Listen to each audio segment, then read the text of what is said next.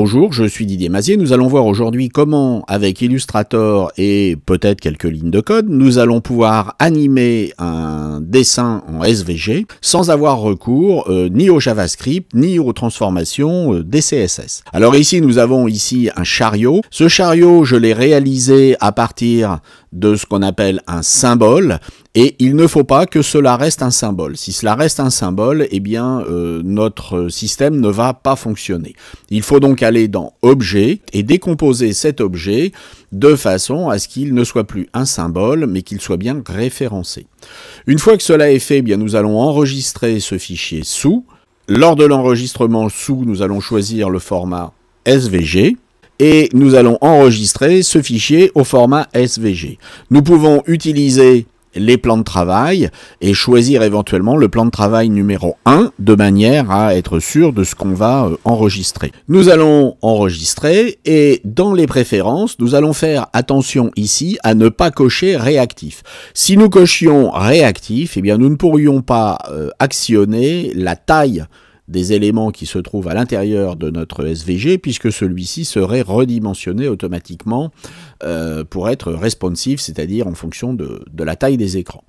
Nous allons donc faire OK. Nous allons l'ouvrir avec un logiciel qui nous permet de lire le code. Donc le plus simple est TextWrangler sur Mac, mais Notepad++ sur PC fera tout à fait l'affaire. Vous constatez, comme nous l'avons déjà vu dans d'autres séquences consacrées au SVG, que la définition des éléments est une définition en XML.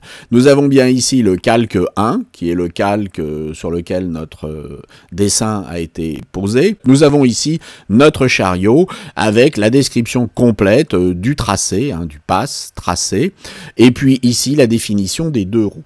Si nous voulons animer notre chariot, nous allons devoir placer avant la fin de la balise fermante de chariot les éléments qui vont nous permettre de l'animer. Nous pouvons par exemple demander ici une rotation, donc nous allons ajouter une balise animate transform avec un nom pour l'attribut de cette balise qui va être transform. Ensuite, le type va être rotate, c'est-à-dire rotation. Et nous allons faire ici une rotation qui va aller de l'angle 0 à l'angle 360, c'est-à-dire le tour complet du cercle, autour d'un point dont les ordonnées et les abscisses, donc en X et en Y, vont être définies ici.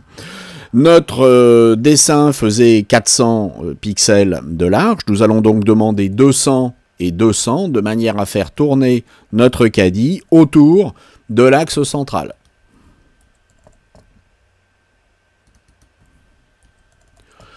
Précisons ici que nous avons la durée de notre rotation, qui est une durée de 10 secondes, donc la rotation totale se fera sur 10 secondes, et nous avons ici le moment où cette rotation commencera, c'est-à-dire, là en l'occurrence, dès l'ouverture du fichier.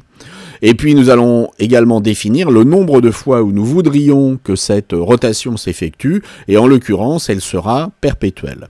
Nous allons donc enregistrer maintenant les modifications, et nous allons ouvrir notre fichier avec un navigateur de manière à vérifier ce qui se passe. Notre caddie qui fait 400 pixels par 400 pixels est bien bloqué en haut à gauche et que l'élément chariot est en train de tourner. On va pouvoir s'en servir en alternative aux GIFs animés qui vont servir par exemple pour faire des préloaders dans Edge Animate. Et nous allons pouvoir également utiliser d'autres types d'animations, voire combiner des animations, les placer en séquence, chose que nous verrons dans un prochain épisode. Alors j'espère que tout cela vous a intéressé et puis vous dis à très bientôt pour la suite sur l'animation du SVG sans JavaScript et sans CSS. À très bientôt, au revoir.